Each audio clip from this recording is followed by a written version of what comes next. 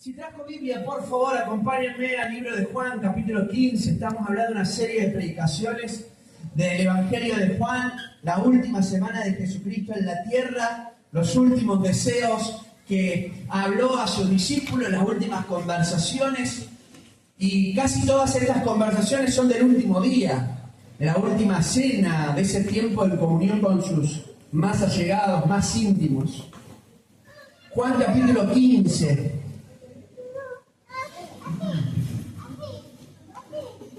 Y siempre tratamos de poder delimitar de alguna manera estas predicaciones, estos deseos de Jesús en una palabra, para de alguna manera que nos quede grabado, ¿verdad? Y hemos hablado de que una de las palabras que Jesús les habló era sírvanme, otra era ámense, ¿no? Tenían que amarse los unos a los otros, ámenme, amar al Señor y conózcanme. Cada una de las charlas la hemos reducido ahí a una palabra, no porque se pueda reducir en una sola palabra, pero sí es la expresión más importante del texto.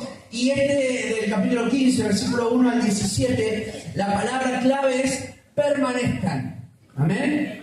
Permanezcan. Esa es la palabra clave para anotar, permanezcan. No sé si a usted le pasa lo mismo que a mí, porque a mí me llaman la atención cosas que a otros me doy cuenta no les llaman la atención. Capaz que a algunos sí, a otros no. Yo miro alguna cosa y trato de extraer alguna enseñanza. Y no sé si le ha pasado de ver, pasa mucho en el parque de Villanueva. ¿Alguno va al parque de Villanueva cada tanto? ¿No? Al río, al parque, ¿no? A tomar algo, a estar ahí pescando, a pasar un buen tiempo ahí, ¿no? Cero pesca. Bien. No, para algo, vamos ahí al parquecito, algunos a hacer deporte. Y hay perros abandonados ahí, ¿no? Hay muchos perros abandonados. Y a veces a mí me llama la atención ver un perro abandonado que uno lo ve piel y hueso, sucio al extremo porque se embarran con el río, uno los ve con esa costra pegada, con sarna, no sé cómo, pero sobreviven. ¿Se ha dado cuenta de eso? Uno los mira, el otro día vi uno que, sumándole a todo esto que le digo, le faltaba un ojo, pero le faltaba, le tenía el huequito, o sea, estaba en las últimas el perrito, y medio enclenque, pero andaba. Y vieron, ¿saben lo que me llama la atención? Que a veces uno tiene en su casa un perro hipercuidado, que tiene con alimento especial, balanceado, y siempre tiene un problema el perro, ¿o no? Hay que llevarlo cada rato al veterinario porque algo le agarró. O esa, el otro día el gato me andaba ahí no tenía voz. ¿Sabía la voz? Vamos al veterinario. No, le digo, ¿qué veterinario? Que se la mate si un gato. Va a ver si es una gripe, ¿qué? Se va a la noche porque no es tan cristiano como parece ese gato. Se va a la noche y vuelve a la madrugada. Claro, ¿qué vos querés venir? Bueno, eso para otra cosa, ¿no? Pero uno no ve el animal y lo ve y sobrevive, y los otros le das pedigrí, le das todo y están ahí siempre enfermos. El otro día vi también una camioneta, toda rota, pero yo no sé, tenía más óxido que chapa, hermano, no lo puedo explicar, era una cosa, y una de las ruedas, lo que más me llamó la atención, lo miramos con sueño de las ruedas, andábamos con alguien, no me acuerdo con quién, una de las ruedas estaba así inclinada, pero no un poco abierta la de adelante. Y vos le escuchabas el ruido de que tocaba en el guardabarra. Estaba toda rota, yo no sé si quería ser como una nave espacial, pero que las doblan así y vuela. Esta lo único que tenía una nave espacial era la rueda esa, porque la otra la tenía derecha. Lo que me llama la atención es que el puto iba a un auto mucho más moderno. Se le rompió un sensor no sé de qué. No arranca. Y esa anda con, no sé, con 3 pesos, porque le pone 3 pesos, porque inversión no tiene. Y me llaman la atención esas cosas. Y lo quiero trasladar o lo quiero traducir a lo que a mí me hacía reflexionar. Porque de la misma manera que esto me llama la atención, también me llama la atención cuando hay personas que atraviesan diferentes situaciones en la vida y aunque pasan pruebas, dificultades extremas, difíciles de soportar, que muchos otros bajarían los brazos, pérdidas familiares, situaciones económicas difíciles, diagnósticos de enfermedad. Y uno los ve firmes, confiando en el Señor y permaneciendo. Y a mí no solo que me llama la atención, sino que puedo decir, Señor, verdaderamente tú eres quien sostiene a esa persona. Porque la vemos que aún con todo lo que ha tenido que atravesar a lo largo del tiempo, el Señor ha estado ahí. Por eso la palabra clave que vamos a leer ahora es permanezcan. ¿Saben cuántas veces habla en esta sección del versículo 1 al 17 la palabra permanezcan? 11 veces. Dígame si no sería importante. Permanezcan, permanezcan, permanezcan, permanezcan, permanezcan. Decile al que está al lado tuyo, permanecer. 6. Permanezcan, permanezcan, permanezcan, permanezcan. Y si no les quedó claro, permanezcan. 11 veces la palabra permanecer. ¿Será que será importante permanecer? Bueno, vamos a hablar un poquito sobre eso, la importancia que tiene para Jesús la palabra permanecer. Vamos al texto bíblico, Juan 15, voy a leerlo de corrido y después interiorizarme en algunos versículos. Dice, yo soy la vid verdadera y mi Padre es el labrador. Todo pámpano que en mí no lleva fruto lo quitará, y todo aquel que lleva fruto lo limpiará, para que lleve más fruto. Vosotros estáis limpios por la palabra que os he hablado. Permaneced en mí y yo en vosotros. Como el pámpano no puede llevar fruto por sí mismo si no permanece en la vid, así tampoco vosotros si no permanecéis en mí. Yo soy la vid, vosotros los pámpanos. El que permanece en mí y yo en él lleva mucho fruto, porque separado de mí nada podéis hacer. El que en mí no permanece será echado fuera como pámpano y se secará. Lo recoge, lo echan en el fuego, arde. Si permanecen en mí mis palabras, permanecen en vosotros, pedid todo lo que queráis y os será hecho.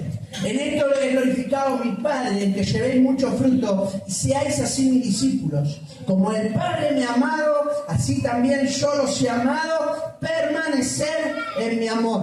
Si guardareis mis mandamientos, permaneceréis en mi amor, así como yo he guardado los mandamientos de mi Padre y permanezco en su amor.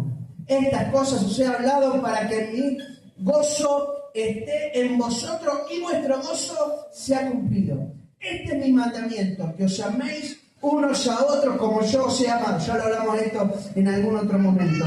Nadie tiene mayor amor que este, que uno ponga su vida por sus amigos. Nosotros sois mis amigos y hacéis lo que yo os mando. Ya no los llamaré siervos, porque el siervo no sabe lo que hace su señor, pero los he llamado amigos, porque todas las cosas que oí de mi Padre las he dado a conocer. No me elegiste vosotros a mí, sino que yo os elegí a vosotros. Os he puesto para que vayáis y llevéis fruto, y vuestro fruto permanezca, para que todo lo que pidierais al Padre en mi nombre, Él os lo dé.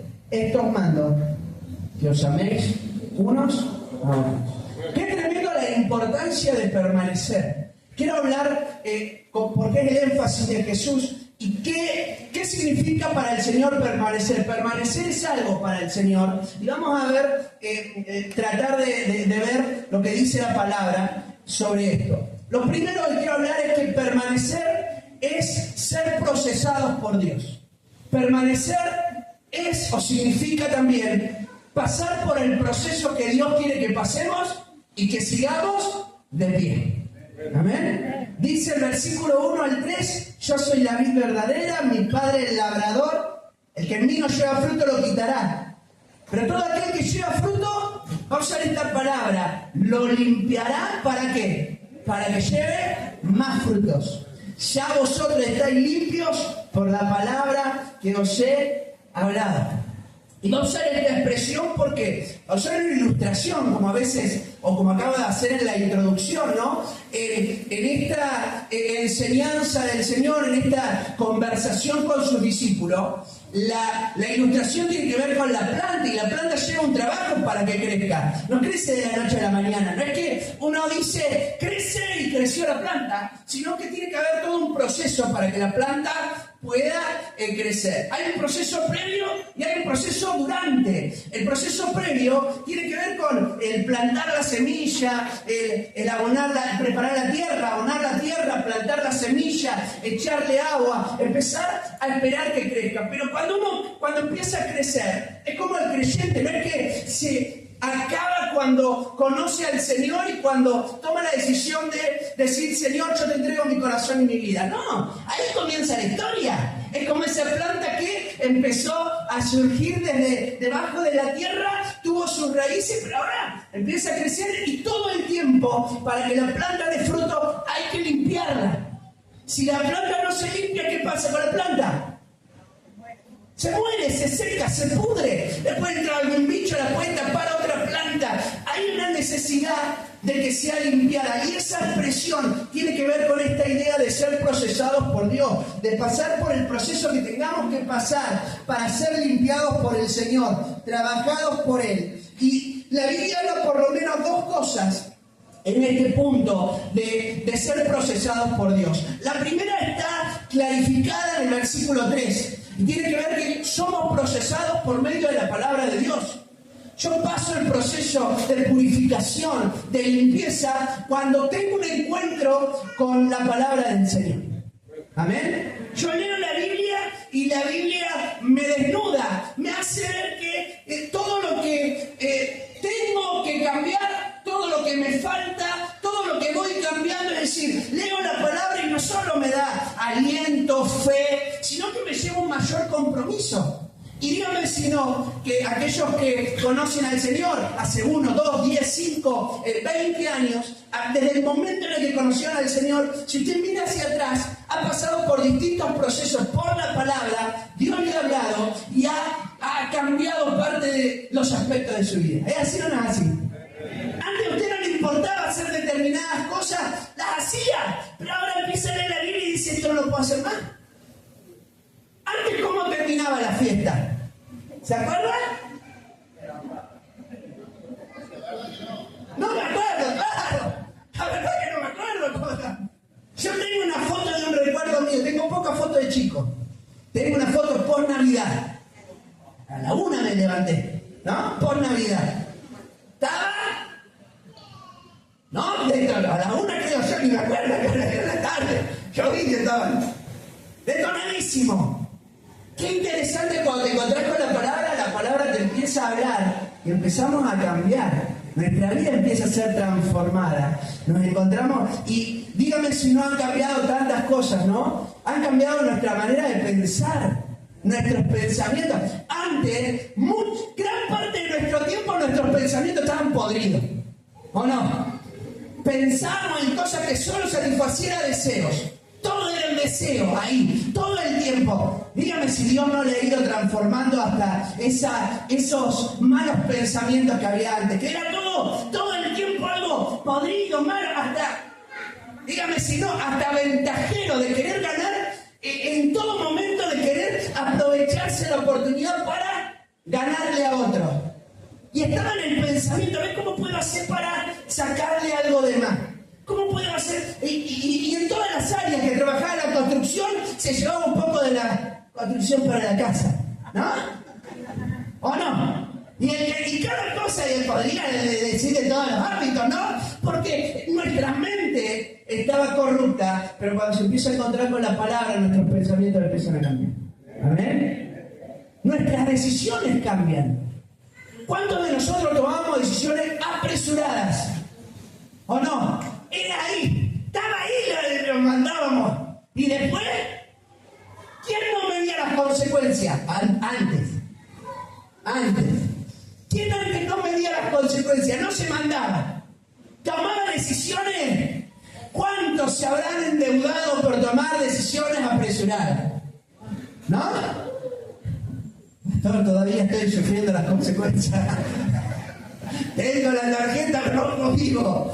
Pero empieza a cambiar porque el encuentro con la palabra cambia nuestras decisiones. Ya empezamos a tomar una decisión un poco más pensante, consensuada. Ya no es hago lo que quiero, sino que empiezo a charlarlo, a ver qué va a ser para beneficio familiar. ¿Será que Dios está detrás de todo esto? ¿Será que lo que estamos emprendiendo es parte del propósito de Dios? ¿Me va a acercar o me va a alejar del Señor? Qué lindo es porque la palabra de Dios lo produce. ¿Cuántos hemos cambiado nuestro vocabulario desde que nos hemos encontrado con la palabra? ¿O no? Hay palabras que son cordobesas, no las voy a mencionar en el púlpito. Pero hay palabras que son de acá, ¿o no?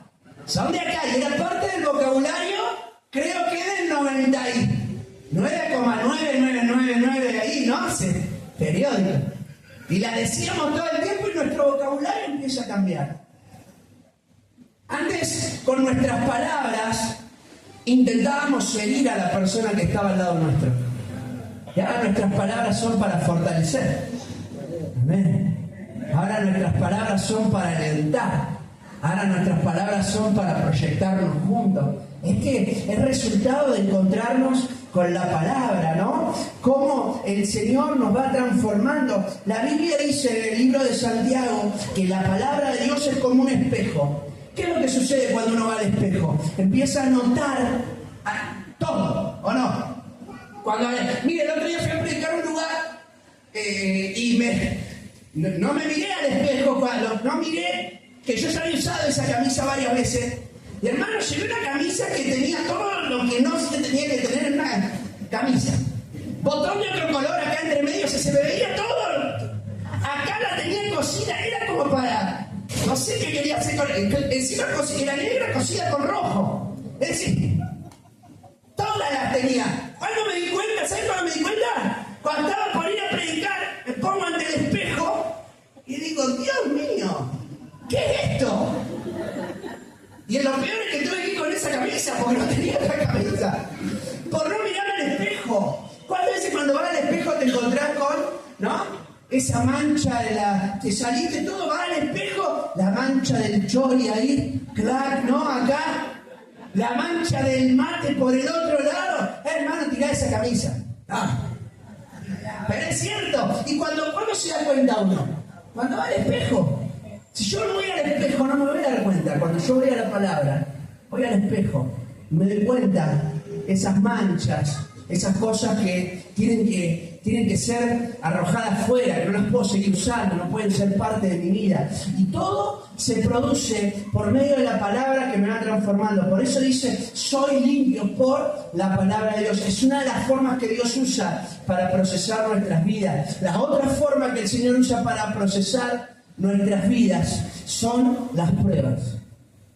Quizás este año te tocó atravesar distintas situaciones, distintas pruebas, pérdidas, situaciones económicas, familiares, discusiones que no fueron tan fáciles de resolver o que pensaste que se iban a resolver de una manera y se resolvieron de otra. ¿Cuántas cosas atravesamos a lo largo de todo este año? Y hay algunas cosas que sí pueden ser malas decisiones que hemos tomado y son consecuencia de esas malas decisiones, pero hay otras cosas que uno no es que ha hecho algo, uno no tiene que investigar ahí a ver qué es lo que hice. Es resultado de que esa prueba está procesándome para producir una persona que conozca más al Señor, que confíe más en Él, que pida sabiduría, que le diga al Señor, te entrego esta área de mi vida, que creía que te la había entregado, pero hasta que no atravesé la prueba no me doy cuenta si la había entregado ciertamente.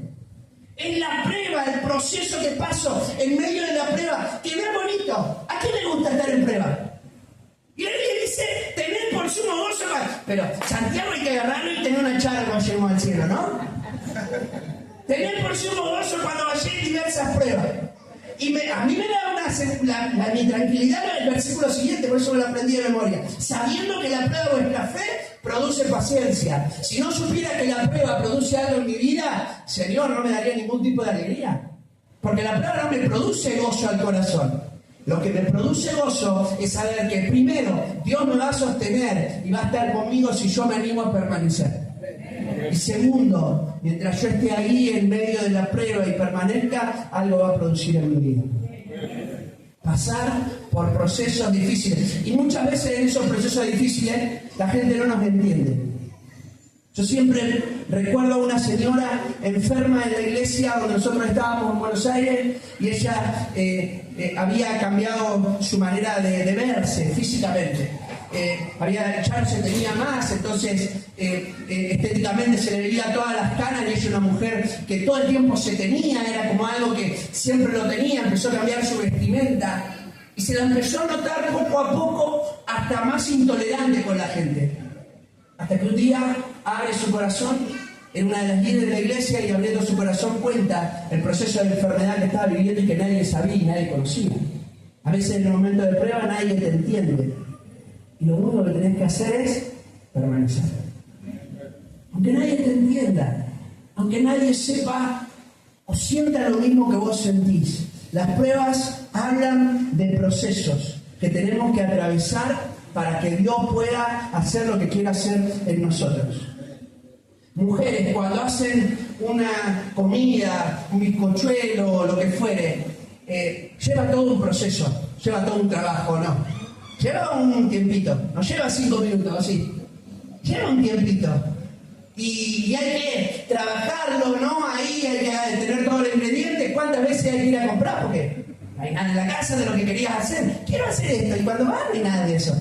Tenés que ir a comprar, volvés, empezás a hacerlo, lo metés al horno. Lleva su tiempo, su proceso. Y el que lleve su proceso significa de que en todo ese tiempo va a dar después un resultado maravilloso. ¿A cuánto de los varones les gusta comer lo que cocina su esposa?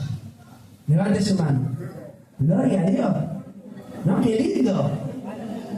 Yo sé, mujer, que no lo dice hasta este momento. Él lo come tan rápido y para él eso es el símbolo de me encantó. Se lo comió en 40 segundos y vos dijiste, un gracias, un amén, un Dios te bendiga, algo. Pero lo quiere, ¿no? Es como que esa ha sido demostración de, mirá qué rico que estaba. Satisfecho. Y el gusta al final, ¿no, hermano? No, al final, chao romanticismo. La cuestión es que todo ese proceso es maravilloso al final. A nadie le gusta todo el otro previo. Pero la mujer no es que tampoco lo disfruta tanto. Lo hace y cuando está al final, bueno, qué lindo lo que... Porque vamos a comer, porque es necesario comer.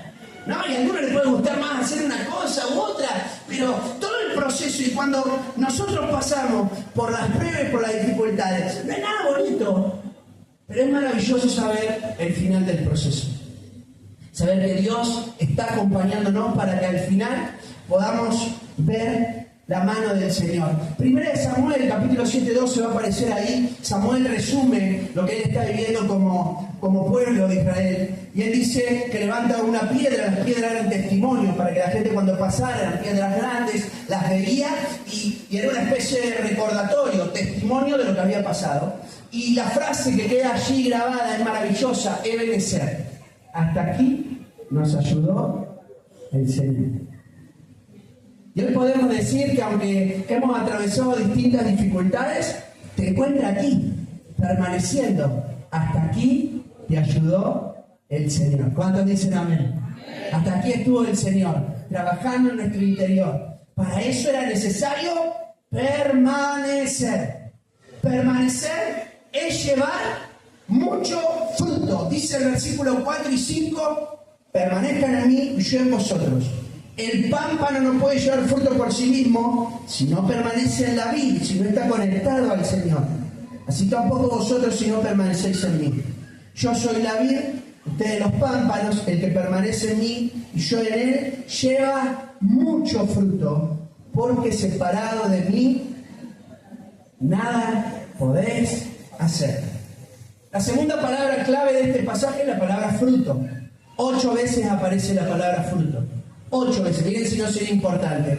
Cuando Jesús habla de fruto, está hablando de un fruto que es, por un lado, abundante, y le puso otra palabra que a mí es la que más me gusta, creo que está en el versículo 14 o 15, versículo 16, perdón, que no solamente el fruto es abundante, sino que el fruto es un fruto que permanece. Y eso es lo maravilloso. Porque una persona que permanece no solamente va a llevar mucho fruto, un fruto abundante, que ahora vamos a explicar qué significa, sino también que ese mucho fruto o abundante va a permanecer en el tiempo. Y eso es maravilloso. No es un fruto que se va a deteriorar rápidamente, que se va a podrir rápidamente, sino que va a permanecer, perseverar a través del tiempo. Aquellos que han recorrido un poco la Argentina, es maravilloso ver los campos frutales. Algunos han ido viviendo los campos frutales, porque siempre estamos acostumbrados a verlo de cosecha, de trigo, de maíz, girasol. Qué lindo ver los campos frutales. Es hermoso. Es más, dígame la verdad que cuando pasa ahí por los campos frutales, no tiene ganas de pecar, de bajarse y comer una fruta. ¿Le pasa o no le pasa?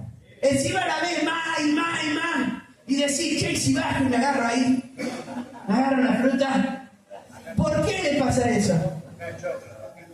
Acá chocho. ¿Y te comes chocho?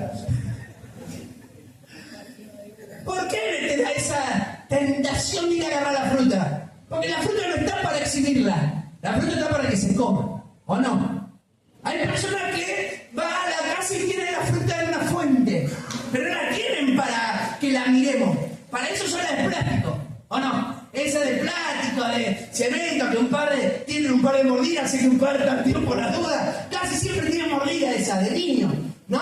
La fruta está para comerla, para disfrutarla. Por eso el llevar fruto habla de un impacto no solo en mi vida, sino en la vida de otras personas que van a venir y van a tomar de ese fruto.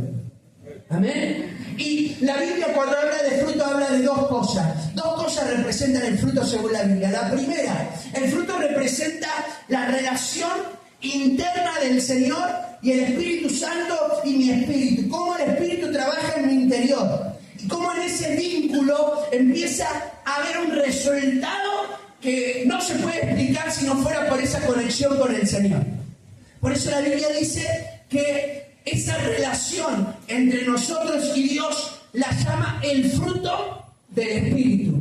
El resultado, y ahí habla cualidades, características maravillosas. Gálatas capítulo 5, si no recuerdo mal, 22 y 23, usted va a ver el fruto del Espíritu: amor, gozo, paz, paciencia, benignidad, bondad, mansedumbre, templanza. Contra tales cosas no hay ley. Es maravilloso. El fruto, el resultado de la obra de Dios en nuestro interior, que no es algo natural, pero mientras más estamos en contacto con Dios, más se evidencia lo que Dios es a través de nuestras vidas. Usted lo habrá visto con un niño. Hay niños que son idénticos a sus papás, pero no solo físicamente, en la manera de ser. Uno los ve y el calco. ¿O no? ¿Lo ven o no lo ven? Niña ni niña. Y uno los mira y dice, y cada tanto se nos sale la frase: sos igual a, ¿no? A papá, a mamá, cuando estamos medio enojados, ¿no? No sale esa frase, porque son idénticos, son iguales. Vos lo ves, hasta caminan igual, tienen hasta gestos igual. No le ven el gesto y decís, igualito. Porque mientras más cerca estás de una persona, más te pareces. Mientras más cerca estés de Jesús, más te vas a parecer al Señor. Mientras más cerca esté del Señor, más voy a poder manifestar. Pero lo segundo que habla del fruto es esto que le decía recién. Son personas que van a conocer al Señor a través de tu vida y de mi vida. Porque cuando ven lo que Dios está haciendo en nosotros, las personas les llaman la atención. Y empiezan a observar y ver en vos y ver en mí algo que no se puede explicar con palabras, pero que llama la atención, y eso habla del fruto también. Y a ese fruto también se está refiriendo Jesús. Si ustedes permanecen, ustedes van a tener como resultado llevar mucho fruto, un fruto abundante, pero que persevere a través del tiempo. Si no estoy viendo fruto de parte de Dios, es porque quizás no estoy tan cerca del Señor como creo. Lo repito, si no estoy viendo el fruto, el resultado de lo que Dios hace y estoy con la expectativa de verlo, es porque quizás no estoy tan cerca del Señor como creo. Si no veo fruto, entonces el problema es que me separé de Él. Me distancié de Él. Separados de mí, dice, nada podéis hacer. ¿Cada cuánto pasan los colectivos por acá? Cada una hora más o menos, ¿no? 40 minutos reales, ¿eh? 40 es ideal. Pero puede pasar cada una hora. No hay ningún colectivero, no quiero hablar generando controversia, ¿no? Pero no pasan tan bien como tan horario como uno le gustaría. ¿Cuántas veces has estado ahí esperando la parada del ómnibus para que pueda pasar el colectivo y te pueda subir? Y empieza a retrasarse, y ahí empieza, si vos tenés alguna actividad que hacer en un horario determinado, empieza una encrucijada interna. Por un lado decís, si me quedo acá y no pasa, no puedo ir a ese lugar que tengo que ir. Pero si me voy y pasa, ¿le ha pasado eso alguna vez? Y dígame si no le pasó alguna vez, por lo menos una, que usted se fue y a los 100 metros pasó. ¿No? ¿Qué hubiese pasado si usted hubiese permanecido? Es una ilustración. A veces no vemos lo que Dios quiere hacer en nosotros porque no permanecemos lo suficiente. Si permaneciéramos lo suficiente, veríamos lo que Dios quiere hacer. Y tanto, miren, la Biblia dice, separados de mí, nada podéis hacer. Si no hay conexión conmigo, no importa cuánto lo intentes, no importa cuánto desees sentir plenitud en tu corazón, sentir propósito en tu corazón, sentir que metas, no importa cuánto. Va a ser imposible, pero esa frase a mí me deja también otra enseñanza. Me deja la enseñanza de que si yo estoy relacionado con Él, todo puede ser posible también. Y mira lo que dice el versículo 7, ahí nomás de lo que estábamos leyendo. Versículo 5, separado de mí nada podéis hacer. Versículo 7, si permanecéis en mí. Yo no sé en qué tenés que permanecer, en qué momento de prueba te encuentres, pero quizás estás orando por determinadas cosas y no permaneciste lo suficiente para ver el resultado. Empezaste a orar por algún conflicto familiar o alguna cuestión y a los 5 días, 4 días dejamos de hacerlo. Y no permanecimos lo suficiente. No estuvimos orando y clamando y clamando y clamando y clamando y clamando y clamando. Y por no permanecer lo suficiente no vimos lo que Dios quería hacer. Dice el versículo 7, si permaneciereis en mí y mis palabras en vosotros, pedid todo lo que queréis y os será hecho. Ya lo hemos hablado a esto, tiene que ver con, no pedir cualquier cosa, tiene que ver con lo que Dios quiere hacer. Pero qué maravilloso porque es la contraposición. Cuando yo estoy sin Él, no importa lo que le intente, no voy a poder ver ningún tipo de resultado. Pero cuando yo estoy con Él, voy a poder ver la mano de Dios y voy a poder ver que mi vida lleva mucho fruto. ¿Cuántos dicen amén? Amén. Aleluya. Es maravilloso saber, conectado con el Señor. Y eso me lleva al último punto que quiero compartir. Versículo 12 al versículo 15. Permanecer es intimidad con Dios. Permanecer es intimidad con Dios. Por eso lo viene hablando el Señor en los versículos anteriores y lo resume allí del 12 al 15. Este es mi mandamiento, que os améis unos a otros como les he amado. Nadie tiene mayor amor que este, que uno ponga su vida por sus amigos. Y empieza a hablar de cómo Él gestó esta relación de intimidad, que no ha sido por nosotros sino por Él. Vosotros son mis amigos, es decir, ustedes me devuelven la amistad. Yo la inicio, pero ustedes me la devuelven cuando hacen lo que yo les mando. Eso lo hablamos la semana pasada también. Pero dice después, ya no los llamaré siervos, porque el siervo no sabe lo que hace su Señor. Pero los he llamado amigos, porque todas las cosas que oí de mi Padre las he dado a conocer. Amén. Lo primero que quiero hablar de esto es que hay un error conceptual muchas veces utilizando este versículo, en donde se quiere desacreditar la idea del siervo. Y nunca el Señor con este pasaje quiso desacreditar que nosotros nos identifiquemos como siervos de Dios. Por el contrario, la Biblia está llena de contables e innumerables cantidad de veces en donde las personas que representaban a Dios se autopercibían como siervos de Dios. Es más, si ustedes empiezan cada libro, cada carta, Pablo, apóstol de Jesucristo y siervo del Señor. Si ustedes van a Santiago, Santiago, siervo de Jesucristo. Cada uno de sus cartas, ellos se identificaban como siervos. Jesús a sí mismo se identifica como siervo. Cuando Él está diciendo yo no lo llamaré siervo, no significa que Él está desacreditando la idea del siervo, sino que está presentando esto que Él quiere gestar a través de su presencia con nosotros. El siervo es una persona que manifiesta obediencia absoluta a Dios. Miren si Dios no va a tener personas así. Gente que quiera obedecerle en todo lo que Él quiere de nosotros. Claro que lo va a anhelar. Claro que no va a ser un título para desacreditar, sino que Él va a hablar y va a mencionar la idea más profunda de la amistad, de la intimidad. La amistad habla de un vínculo más profundo. La amistad habla de confidencialidad. Usted no le cuenta todas sus cosas a cualquiera, ¿o no? Porque si las cuenta a cualquiera, ¿qué termina pasando? Se entera todo Villanueva, ¿o no? Se enteran en el Facebook. No, ahí en el posteo, ¿no? Ahí, sin nombre, pero aparece.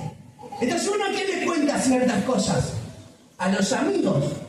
Y hay ciertas cosas que le va a contar de acuerdo al nivel de amistad que tenga con determinadas personas. Porque hay personas que son amigas, pero quizás no tan profundas. Entonces cuando Jesús está hablando de esta idea de confidencialidad, de intimidad, de amistad, de relación profunda, de vínculo, de un vínculo más profundo en cuanto a lo que Él quería hacer, en donde Él pudiera contar ciertas cosas al corazón. Por eso le dice en ese mismo versículo 15, lo que oí les he dado a conocer, como eso que otros no escuchan, ustedes sí lo pueden escuchar.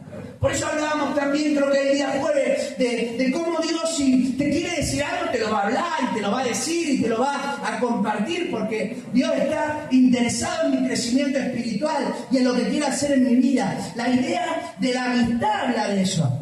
Cuando nosotros éramos chiquitos, y aquellos que tienen nietos o hijos chiquititos lo saben, los niños todos son rápidos, se hacen amigos rápidos de cualquier chico. Pero en realidad no es una amistad real. Ellos están en una plaza, yo la veo a Sofía, a una plaza, y cada vez que juega con una viene corriendo y te dice, tengo una amiga nueva, se llama Marina. Viene de nuevo, tengo una amiga nueva, se llama Claudia. Viene, 200 veces viene. No son amigas. Y ahora mientras más pasa el tiempo, yo me doy cuenta, ella tiene 8, ya empieza a decir, empieza a enumerarte las amigas que ella considera amigas realmente. ¿Se entiende? ¿Cómo nos pasa a nosotros? Ahora, lo que yo quiero ver o quiero entender o quiero abrir mi mente de lo que el Señor quiere hablar con esta palabra, es que probablemente no todos los que estemos en este lugar tengamos amistad con el Señor todavía. Quizás no todos los que estamos en este lugar tenemos amistad con Dios todavía. Pero lo que abre este pasaje, el panorama, es que todos tenemos la posibilidad de ser amigos de Dios.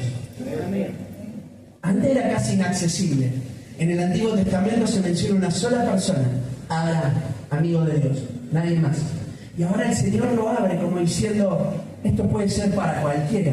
La clave, lo necesario, es permanecer. Porque hay personas que han buscado al Señor y se han entregado, pero lo hacen por un breve lapso. Entonces, la amistad no es permanente. Nuestras amistades, las que ustedes tienen como amistades, como contaban recién los chicos, ellos se van, vienen, nos pasó a nosotros. ¿Y quedan quiénes? Los amigos de siempre. Van a ir conociendo nuevas personas. Pero hay amigos que son de toda la vida. Son las amistades más profundas. Eso es lo que quiere lograr el Señor con nosotros. Quizás no todos seamos todavía amigos de Dios, pero sí estamos invitados a poder serlo. ¿Amén? Y este final de año lo tenemos que terminar con esa expectativa y ese deseo. Señor, quiero permanecer lo necesario para poder convertirme en amigo de Dios. ¿Amén? ¿Qué les parece si nos ponemos en pie? Y vamos a tener un tiempo de oración, de buscar al Señor. Y te propongo que en el tiempo de oración que tengamos, le puedas decir al Señor, Señor, yo quiero permanecer lo suficiente para convertirme en tu amigo. ¿Amén? Porque Él hizo la iniciativa, la iniciativa es de Él. Después nosotros tenemos que hacer lo que Él nos manda, y eso se logra como resultado permanecer, de estar de pie y de seguir confiando en Él cuando otros, como contaba también Estelita allí, a veces te desafían a dejar de creer, a dejar de confiar.